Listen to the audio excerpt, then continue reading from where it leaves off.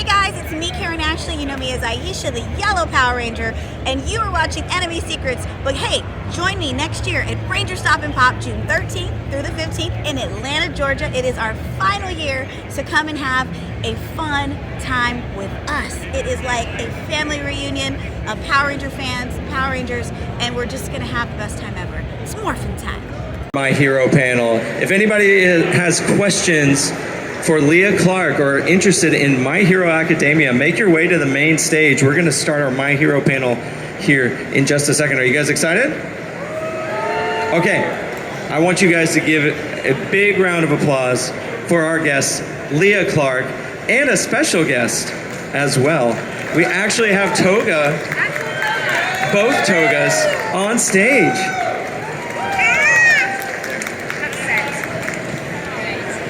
All right. Thank you. Who loves My Hero Academia? Show of hands. Woo! All right. Something I just learned, Leah. Yes. Was that you also have a podcast about My Hero Academia. I sure do. Can you tell us all about it? I would love to tell you all about it. So actually, do you guys know who Kyle Phillips is? He plays Danky Carminari. Danky, this guy, yes. So he and I are really good friends, and we figured out we've never seen the series of My Hero Academia all the way through. Like, we've seen chunks and bits and pieces, and we've definitely seen our arc, and we know about our characters and that kind of stuff. So we decided to start from episode 1 and go all the way through until the end, and each episode is us talking about one episode. But then we also have like fun segments in there, and we go off on tangents, and so you get some probably things that could get me fired in there. I don't know. Who knows? But we won't know. We'll cut it out in post, right? Exactly. How far are you guys in? We just started season 2, episode 6. Oh, okay. So yeah. Would you know what episode that is? Because I don't. That's why. It's the games. It's like the. Oh, it's like the tournament arc. The tournament, yes. yeah, and they just did like the Calvary thing where someone's on their shoulders and stuff. Yeah. Yeah, that's a classic one. So. Can you tell us who your friend is next to you? Yes, this is my emotional support Toga.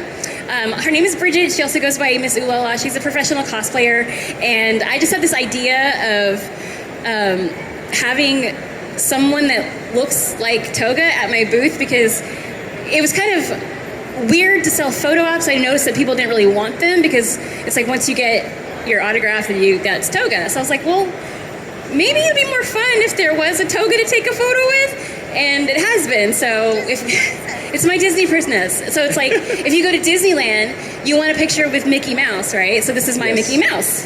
Yay! And she's also like super, like, she makes all of her stuff, and I don't know, we've known each other for a while, and I don't know, when I was thinking of Toga, I was like, oh my god, Bridge, she could be a Toga. She looks like crazy lady. So yeah, and she does like, what were you doing? She was doing from Fairy Tale fans? Future Diary. Yeah, okay. So anyway. All right, if you guys have any questions, feel free to come up to the mic, line up like we did the last time, but I've got another question for you, but okay, feel free to come up if you have any.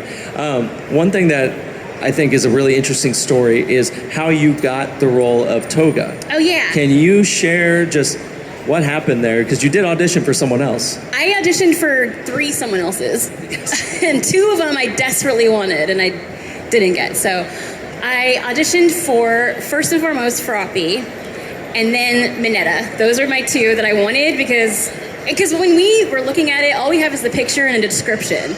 And so Frog Girl and Little Pervy Boy, to me, sounded like a blast. And I don't know if you guys know, I also play Little Kobe in One Piece. One Piece? And any opportunity I get to talk like this makes me happy. So I was like, oh, Minetta, I'm going to play that guy and do the same voice the whole time. Anyway, so yeah. And from there, they were like, oh my gosh, you can play Toga. No, I'm just kidding. And then I didn't get cast. Oh, I also auditioned for Ochako.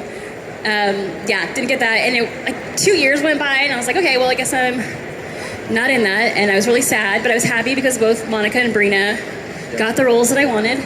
And then one day I was just in the studio and Colleen came up to me and she's like, oh, I think your character's coming up soon. I was like, my character for what? And she's like, for My Hero. And I was like, I'm in the show? And she's like, yeah, you're in the show. She's like, you have a really good part. And I was like, oh my gosh, well, what is it? And she's like, oh my gosh, well, whenever I saw this character, I knew no one but you could play it. So I'm really excited to hear what you're gonna do with it. And I was like, okay, cool.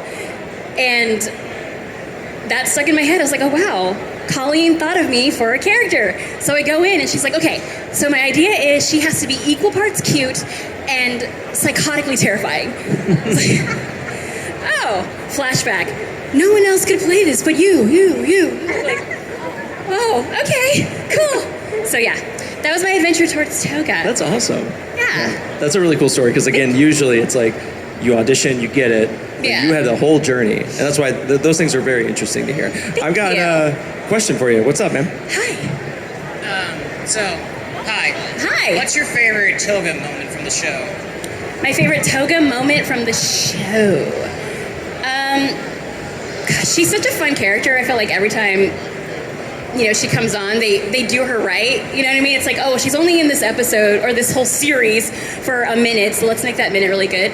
But for me personally, I feel like my favorite part was the first fight I got to do with Ochako, and that's for two reasons. First of all, it was just a badass script, and it was fun to do. But also, when I first started voice acting, strangely enough, I got a job as a voice director shortly after that. And one of the first people that I ever directed was Lucy Christian. And I just remember being just in awe of her recording style, like her talent, just how kind she was. And to me, that was just the beast. I was like, oh, wow, that is amazing. I don't know how she does that. Lucy is amazing. She really is. And she's so kind and genuine. And I was like, wow, I'm this wee, 2-year veteran directing Lucy Christian. What is wrong? And it was just a lot of yeah, that's great. No notes. Everything's good. So yeah, when I got to actually do a scene with her, and she had recorded first, so I actually got to hear her as Ochako and respond and play off of her. That was awesome because I got to act with her and full circle moment. I love how you got to do it in two animes. One with One Piece with Nami versus Miss Doublefinger, and then of course with Ochako and Toga.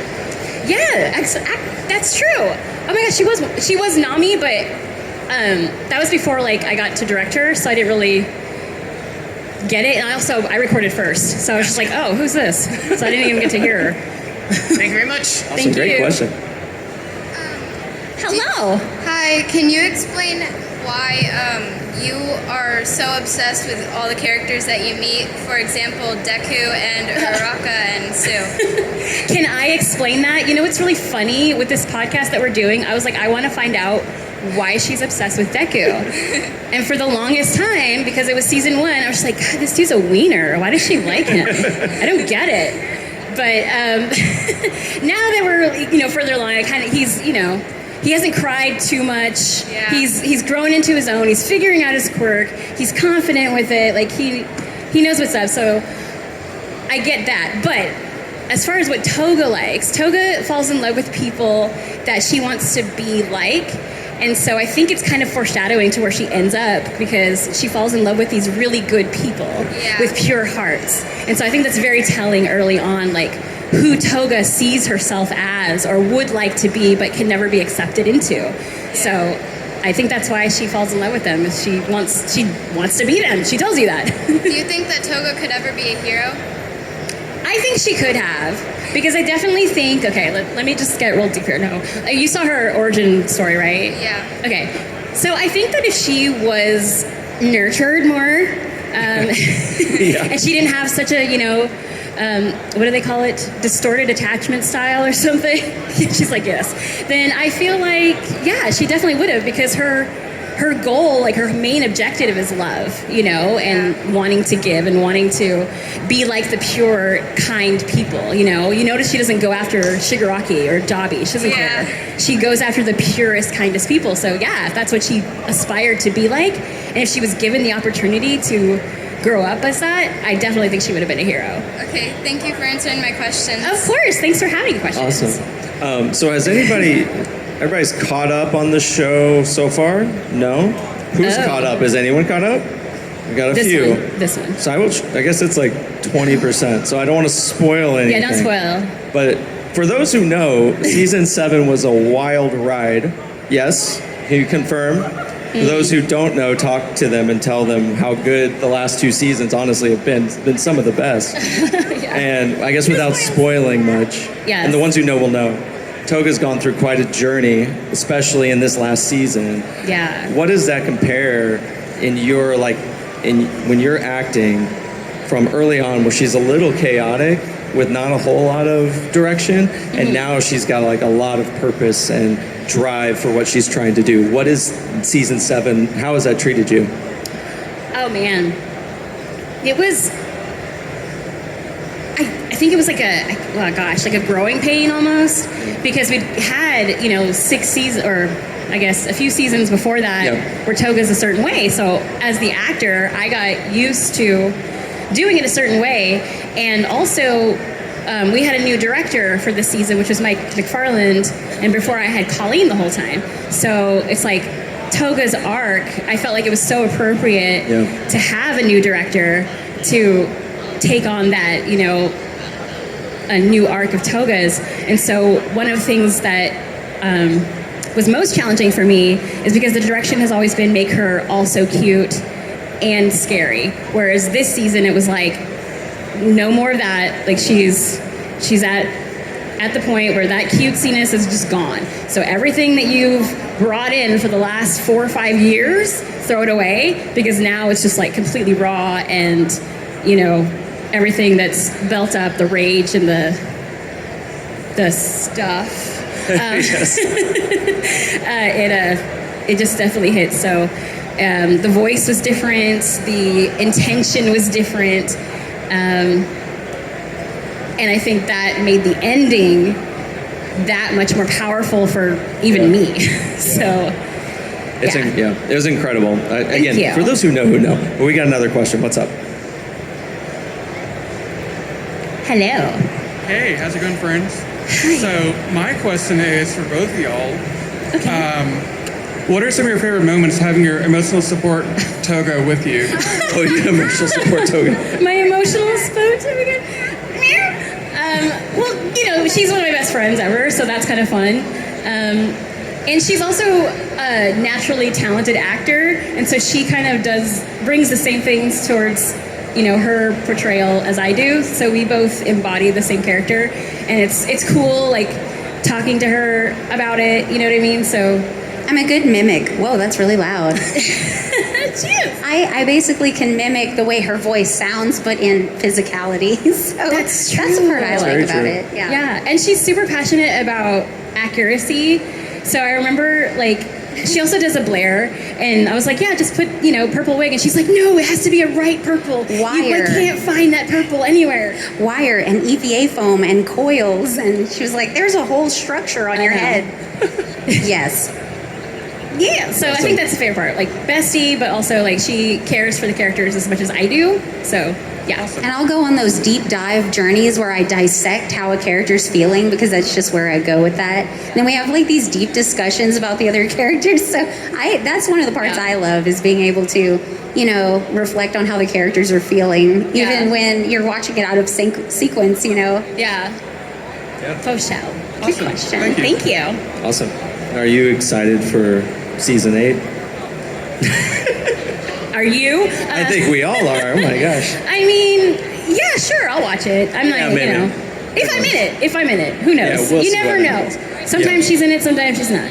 Who knows? We don't know where Toga will show up. But for all that, But yes, I am excited about it, but I'm also sad about it because it's the I know. end, and it's been a wonderful journey altogether. So. well, we'll have to do. We did a retrospective one with Mike McFarland and everyone at the end of AOT. So to bring you guys back for my My gosh, Hero like one a once reunion? everything's. Yeah, it's kind of what we did. It was the first time they were on stage together. It was really cool. That is really We'll do that cool. on the next one. You guys, thank you for being here for the Thank My you, Hero guys. panel. As Leah is going to be here all day. Yes. Yes, so Leah is here all day at her booth. If you have other questions or you want to get a shot with her in her emotional support toga, feel free to do so. We'll be back with our next panel shortly. Thank you, Leah. Thank you so much.